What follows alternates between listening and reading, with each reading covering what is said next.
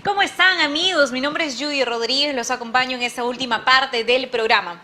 Antes, algo importante que comentarles. Si necesitas financiamiento para tu proyecto o negocio, Presta Club es tu asesor financiero. Por más de 18 años hemos ayudado a emprendedores como tú. Solo debes presentar una garantía hipotecaria en Lima o Callao. Puede ser una casa, un terreno o un local comercial. No importa si estás en Infocorp, si tienes mal historial crediticio o no puedes demostrar ingresos. Solo ingresa a www.prestaclub.com y completa la precalificación. Presentas los documentos solicitados, sigues el proceso de evaluación y listo, puedes invertir el dinero en lo que quieras y cancelar toda tu deuda en cualquier momento sin penalidades. Presta Club, juntos creamos progreso. Gracias, Presta Club.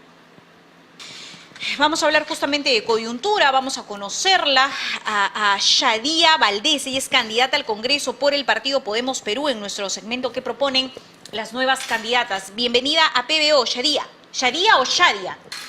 Hola Judy, ¿qué tal? Buenos días, muchas gracias. Es Shadia Valdés. Shadia Valdés. Sí, Interesante tu nombre. ¿De dónde proviene Shadia?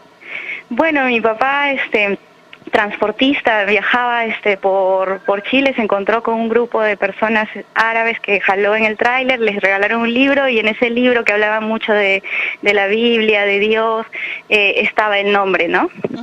Bueno, Shadia, chicas, entonces no lleva tilde, hagamos la corrección en el nombre de Shadia Valdés. Interesante, y tu papá era transportista. Justamente acabamos de escuchar un informe de aquellos transportistas formales que, digamos, están en una situación económica vulnerable, terrible, y están exigiendo algo que, si bien es cierto, no se podría dar, porque una persona que va a viajar al interior del país o al exterior tiene que tener una prueba de descarte COVID-19, eso se entiende, pero es complicado en esta situación económica que atraviesan. ¿Qué opina, Shadia?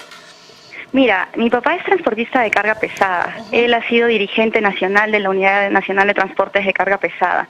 Y ellos durante muchos años están en una lucha constante porque se mejore la calidad del transporte de carga pesada, ya que como sabrás, desde Tacna, que es la frontera con Chile, hasta la frontera que tenemos con Ecuador, el transportista viaja parejo, pero no tienen servicios básicos de calidad, no tienen dónde poder dejar de manera segura los trailers. Incluso se presentó un proyecto ante el Ministerio de Transportes para crear los famosos track centers que hay en otros países, pero sin embargo el Ministerio de Transportes ha puesto peros debido a intereses económicos de otras empresas y los ha dejado de lado. Pero es un proyecto interesante, es un proyecto que nosotros también, de llegar Daniel Urresti a la presidencia, queremos retomar, porque así como mi propuesta principal es vivienda digna, tenemos que darle también dignidad a todas las personas, incluyendo los transportistas de carga pesada. Ellos, las empresas les piden que se realicen pruebas, pero sin embargo, cuando hay un robo, por ejemplo, en carretera de su mercadería, la empresa no se hace responsable, la responsabilidad es de ellos. Entonces, un viaje que para ellos les pueden ganar 1.000 o 800 soles, por el robo de 1 o 2 sacos o 3 sacos, terminan ellos pagándole a la empresa. Entonces, son varios. O cuando hay paralizaciones también, ¿no? Y se ven afectados. O cuando hay paralizaciones, exacto. El reciente paro que hubo hace poco en Ica, exacto, el paro agrario los perjudicó, porque encima de ellos, que no tienen nada que ver en el tema, les destruyeron los trailers, le robaron la mercadería, hay mercadería que se echó a perder, pero los que no pierden son las empresas, ellos son los que pierden, porque ese dinero que se pierde se lo cargan al conductor, se lo cargan al transportista. Entonces tenemos que hacer un análisis de todo el transporte de carga pesada. Ellos durante muchos años, como te repito, están en la lucha, pero el Ministerio de Transportes tiene paralizado su proyecto. Un proyecto que beneficiaría no solamente a los transportistas, sino también a Lima, porque varios alcaldes han repetido que debido a la carga vehicular que hay, al exceso de transporte, quieren que los transportistas no pasen en determinadas horas. Pero dime, ¿cómo les pedimos a ellos que no pasen? ¿Dónde se van a quedar? Si afuera no tienen un patio donde puedan ellos dejar sus trailers de manera segura. Vamos a paralizar todo el transporte de carga pesadas a la entrada y a la salida de Lima. Sería interesante retomar este proyecto y que el ministro de Transportes agarre también esa bandera. Hace 2 o 3 días hubo paro de transportistas en las puertas del Ministerio de Transportes, pero ningún medio lo cubrió. Bueno, el actual ministro de Transportes, no sé si tienes el nombre, pero lo voy a buscar ahora, es un funcionario que viene desde la gestión de Vizcarra, o sea, tiene algunos años ya en el Ministerio de Transportes y es muy cercano, pues, al círculo moqueguano, digamos, ¿no? Eso es una muestra clara que este gobierno morado, porque es el gobierno del Partido Morado, ha continuado con funcionarios del gobierno de Vizcarra. Mira, la Contraloría emitió un informe, ya muchos candidatos lo han repetido, nosotros fuimos los primeros en salir con ese informe de la Contraloría, que en el 2019 nos robaron 23.000 millones de soles en actos de corrupción. 23.000 millones de soles, o sea, ese dinero pudo haber sido utilizado para construir un hospital Revalete en cada departamento, para tener quizás las plantas de oxígeno que hoy no tenemos, para disminuir el costo de las pruebas que mencionabas antes y así poder tener controlar un poco más la pandemia. Pero no, al gobierno no le importó.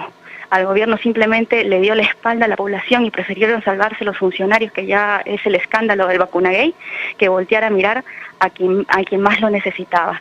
Muchos han muerto por la incapacidad del gobierno de Vizcarra y muchos siguen muriendo por la incapacidad de este gobierno morado. Nosotros no debemos permitir eso y cada vez que le pedimos explicaciones al gobierno, ¿qué nos dicen ellos? Nos dicen obstruccionistas, nos dicen golpistas, quieren cerrar un canal que sacó a denunciar. No puede ser que cada vez que nosotros queramos pedirle explicaciones al gobierno, ellos simplemente nos tapen a un lado con todo el poder económico y de otros medios que manejan, y también la prensa comprada que tienen en otros lados y los periodistas también comprados que tienen en otros lados, quieran callar la voz del pueblo, quieran callar la voz de aquellas personas que están saliendo a denunciar todas las irregularidades, como también lo que está pasando con la UNI y las plantas de oxígeno que están ahí. Ya la comisión del Congreso ya demostró que está ahí, pero tampoco dicen nada de eso. Entonces, ¿qué estamos pasando? ¿Qué estamos viviendo? ¿Vamos a seguir permitiendo que nos roben dinero? ¿Vamos a seguir permitiendo que muera gente a costa del beneficio de un grupo de poder? Bueno, Eduardo González, ¿no? El ministro de Transportes y Comunicaciones. Shadia, cuéntanos además, y me parece además oportuno que te hayamos llamado y que conozcas el tema del transporte, porque justamente es el informe que acabamos de presentar. Pero Shadia, cuéntanos un poco más sobre ti, cuántos años tienes, es la primera vez que participas en política, en una carrera electoral, cuéntanos un poco sobre ti. Bueno, yo soy Shadia Valdés, tengo actualmente 32 años, he sido regidora de la Municipalidad Metropolitana de Lima, actualmente soy jefa de Desarrollo Social, Población e Igualdad de Oportunidades en el Gobierno Regional del Callao. Tengo una experiencia de más de 8 años en el Parlamento, en el Congreso, trabajando desde abajo, desde asistente, he sido especialista, he sido asesora, conozco de dentro la función del Congreso. Son más de 10 años que quiero poner a disposición y al servicio del país. Vengo de una familia humilde, de una familia de agricultores, de una familia de transportistas, como te lo he mencionado, que durante cada lucha los he acompañado. Y lo único que hemos recibido es la puerta cerrada de los funcionarios. Entonces, de esas experiencias yo aprendí que en cada puesto que tenía que ocupar, mi prioridad debería ser la población. Nunca van a encontrar una puerta cerrada en mi despacho, nunca van a encontrar una puerta cerrada en mi oficina, porque cada trabajo que hemos venido realizando con el equipo que me acompaña, que es un equipo de años, ha sido en que cada decisión tiene que haber un valor público hacia la población. Ese es Shadia Valdés. Shadia, y me mencionabas que tienes propuestas vinculadas a la vivienda y por supuesto ahora, debido al informe que presentamos, también consideras que se debe reabrir el debate en cuanto a temas de transportes. ¿Qué otras propuestas planteas? Mira, mi principal propuesta es seguridad y vivienda digna. Como regidora de Lima, durante todo el recorrido que hemos hecho nos hemos dado cuenta de la precariedad de entidades como COFOPRI y SEDAPAL, que a pesar de todos los años aún no solucionan el problema de titulaciones y acceso al agua potable y servicios básicos de la población. Hoy en Lima, más de 1 millón de personas no cuentan con acceso al agua potable y durante toda la pandemia no han tenido cómo lavarse las manos y el gobierno constantemente lávense las manos. Entonces, nosotros tenemos que reforzar instituciones como COFOPRI, reforzar instituciones como SEDAPAL, para que podamos abastecer a toda la población con acceso al agua potable. Hace poco conversaba con el exdirector de COFOPRI y me decía que el presupuesto era muy pequeño para abarcar a toda la población, pero no es que no haya dinero, es que se lo han robado en actos de corrupción, es que se lo han llevado en consultorías, ese dinero no debemos perderlo. Es por eso que Podemos Perú también propone la creación de un único ministerio, que es el Ministerio de Fomento y Obras Públicas, y que este ministerio tenga control concurrente por parte de la Contraloría, otra institución que tenemos que reforzar. Shadia, ¿y este Ministerio de Promoción abarcaría a otros ministerios, los va a absorber en tu propuesta o se va a crear otro ministerio? Porque está en debate eso, ¿no? Demasiados ministerios, demasiada burocracia. Cuéntame, ¿cómo eso sería? Tenemos que reducir el número de ministerios, pero ya no debemos dejarle la obra pública a ministerios como el Ministerio de Educación, que realiza los colegios que durante años siguen construyéndose y ampliando adendas, o al Ministerio de Salud la construcción de hospitales. Todo lo que sea obras públicas lo va a hacer directamente este Ministerio de Fomento y Obras Públicas. Eso es lo que queremos hacer. Queremos crear este único ministerio. Vamos a quitarle facultades a ministerios con respecto a obras públicas, y eso lo va a ver el Ministerio de Fomento y Obras Públicas. Hay ministerios que tienen que fusionarse, por ejemplo el Ministerio de Educación con el Ministerio de Cultura. Hay ministerios que tenemos que reforzar. Hoy que estamos en el Día Internacional de la Lucha contra la Violencia hacia la Mujer, hemos visto de que a pesar de las múltiples leyes que han sacado, no se ha visto una verdadera reducción de brechas de violencia. Dentro del trabajo que venimos realizando, nosotros hemos trabajado para romper dos vínculos importantes: la dependencia emocional y la dependencia económica. Entonces tenemos que seguir trabajando con mujeres que han estado en situación de violencia, que puedan romper estos dos vínculos que tienen y que ellas puedan emprender. Porque por un lado tenemos que reducir brechas, pero por otro lado también tenemos que reconocer que hoy en día hay mujeres que lideran empresas grandes, que hoy en día hay mujeres que son dirigentes de sus distritos. No sabes, hace un par de meses conocí a la presidenta de la Asociación de Mototaxistas de Chorrillos. Es una mujer.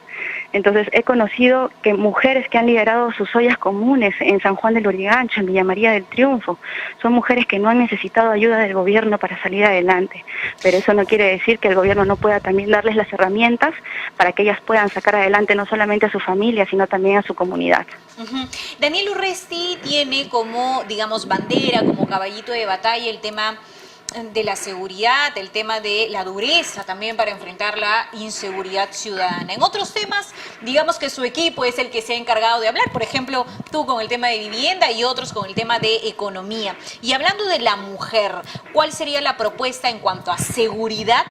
Proteger a la mujer, porque recordemos que los primeros niveles de atención para luchar contra la violencia están pues en las comisarías o en los centros de emergencia mujer, pero las cifras continúan siendo alarmantes. ¿Cuál es su propuesta respecto a ese tema? Mi propuesta es articular. Mira, ¿qué pasa? Nosotros, como en mi experiencia en el gobierno regional, nos dimos cuenta de que el Ministerio de la Mujer tiene algunas directivas que no permiten a los gobiernos regionales, por ejemplo, construir casas de la mujer, construir centros para que las mujeres puedan emprender. Saltan directamente a los gobiernos municipales. O sea, no hay una articulación. Asimismo, tampoco hay una articulación entre el gobierno regional y la policía o la defensoría. Entonces, lo que nosotros planteamos es que se haga una articulación completa con todas las instituciones. Gobiernos locales, gobiernos regionales, policía, defensoría, el Ministerio de la Mujer y todas las entidades encargadas de reducir brechas contra la violencia hacia la mujer e integrantes del grupo familiar, porque la ley dice que nosotros tenemos, hay una parte en la ley que dice que el agresor debe salir del hogar, pero en caso no se pudiera, tiene que ser la víctima la que abandone el hogar. No debemos permitir eso. ¿Y a dónde se va, no? ¿Y a dónde se va? Exacto. De comprobarse que hay un agresor, ese debe ser retirado inmediatamente y sin ningún pero y sin ningún hueco en la ley que le permita quedarse ahí. ¿Por qué? Porque al final es la mujer la que tiene que salir con sus hijos y no tenemos centros de emergencias con la capacidad como para acogerlas. Entonces es el agresor el que debe ser retirado inmediatamente sin ningún pero. Él es el que debe abandonar. Tenemos que ser ya un poco más rígidos, tener un poco más de mano firme. Daniel Urresti propone tolerancia cero contra la delincuencia, propone reforzar la policía. Al reforzar la policía, nosotros también vamos a tener policías más capacitados en estos temas, porque durante la pandemia las mujeres que han salido a denunciar, hay policías que les han dicho, no mamita, regresa a tu casa, y las regresan a casa con el agresor.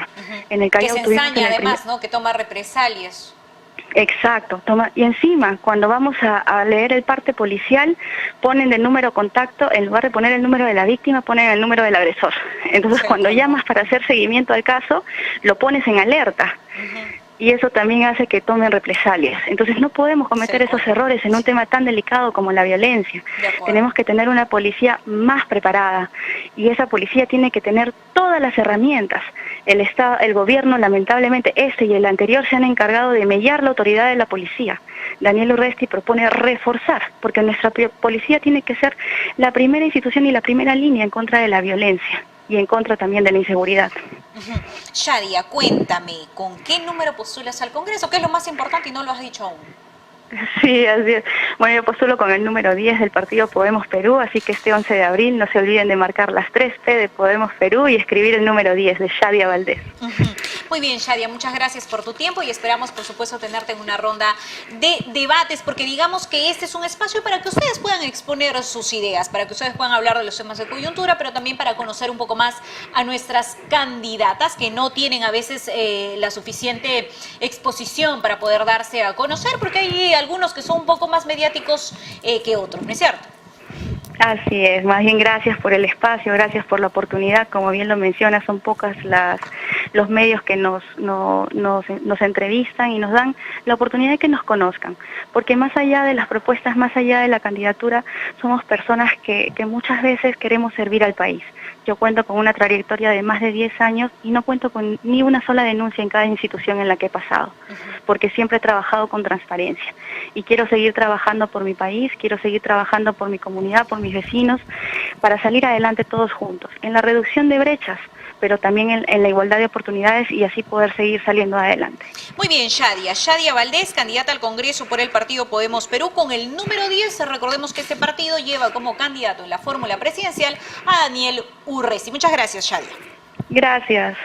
Arranca tu día con el magazín más dinámico del Perú. Noticias, entrevistas, efemérides, política, espectáculos y todos los deportes, las eliminatorias al Mundial, la Liga 1 y la Champions. De lunes a sábado de 6 a 10 de la mañana por Willax Televisión y por TVO Radio 91.9 FM, la radio con fe. Los astros te serán propicios en TVO. Por Facebook, Twitter y YouTube. Suscríbete y activa las notificaciones. Cuando uno vive en Lima, se acostumbra a decir, necesito más espacio, necesito paz, necesito más aire puro. Pero no son cosas que uno necesite, son cosas que uno merece. Condominio Montemar, un lugar para disfrutar de todo lo que mereces y más. Terreno sin inicial y hasta 24 meses sin intereses. Montemar, mereces más, un proyecto de centenario.